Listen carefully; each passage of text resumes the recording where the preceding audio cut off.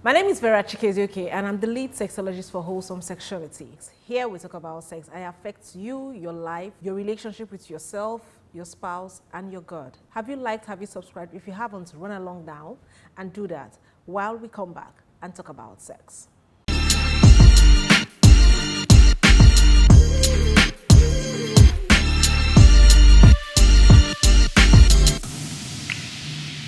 And we're back. So today's topic is quite touchy, but we're going to try our possible best to make it as mild as possible.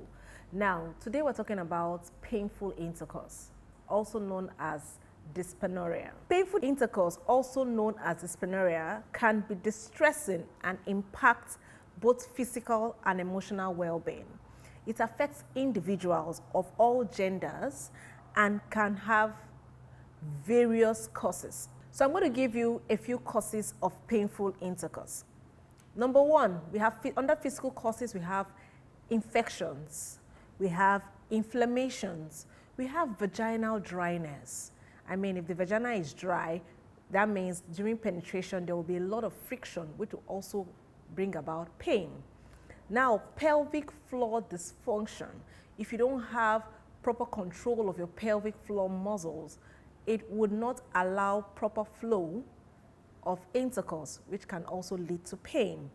Endometriosis, a condition where tissue similar to the lining of the uterus grows outside of the uterus, causing pain and discomfort during intercourse. Fibroid and cysts are also physical causes of painful intercourse.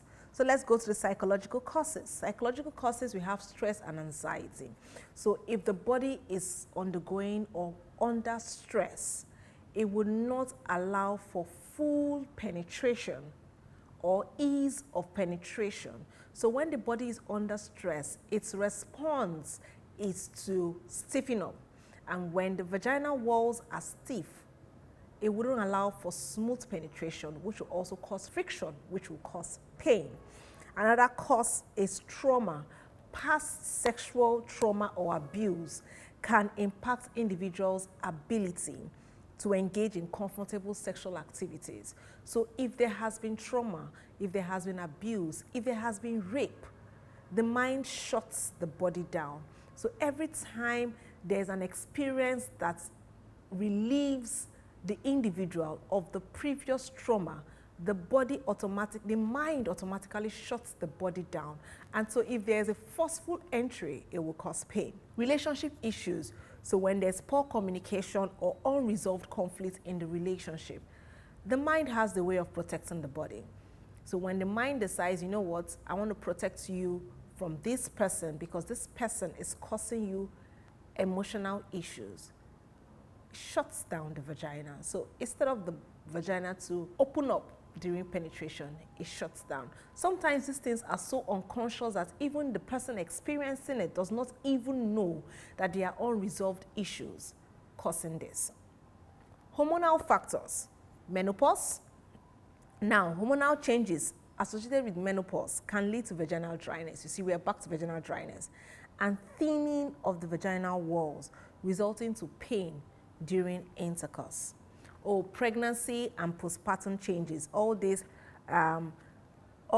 changes happen due to hormonal changes, right? So which can also affect. We also have anatomical issues.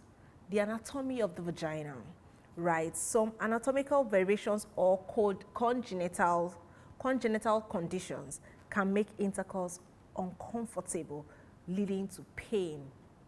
Penile anatomy. Conditions and diseases with regards to the penis, where scar tissues cause abnormal curvature of the penis. It can also result or cause painful intercourse. So how do you diagnose this? First, there will be a medical history and a physical examination by your medical doctor. Also, you also have to undergo psychological evaluation by your therapist or your counselor or your coach. Then specialized consultations. In the case of the woman, she will have to see her gynecologist or urologist. In the case of the man, you need to see your urologist. These are people who are specialized in the genital area of both men or women. right? Let the specific concerns and consultations with these specialists may be required. Gynecologists for individuals with vagina and urologists for the penis. A sex therapist will also help to address sexual dysfunctions, relationship issues, and other psychological factors. I'm a sex therapist. I'm a sexologist. I'm a sexpert.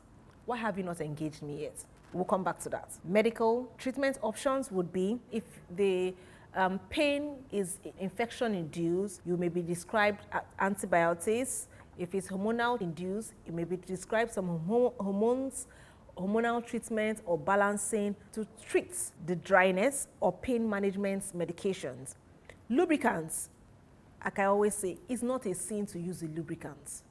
It's not a sin to use a lubricant. Please get yourself a lube. Even when you normally get wet naturally, you naturally get wet. Sometimes anything can happen. Like I just said, stress can induce it. Anxiety can induce pain. Get yourself a lubricant to avoid dryness. So if it's a hormonal issue, you will need to undergo some hormonal and physical therapies. But make sure you are consulting with a professional in these fields, in this line. Oh, change your lifestyle when it comes to stress management and communication. You have to be open to having these conversations with your partner, your spouse. Painful intercourse can arise from variety of physical, psychological, and hormonal factors. A comprehensive approach involves mental evaluation, medical evaluation, psychological support, lifestyle adjustments, and many more, just to get your body in tune for the right things at the right time. If you are experiencing pain during intercourse, get help.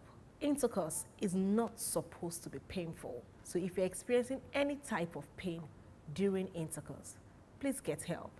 Till then, see you in the next video.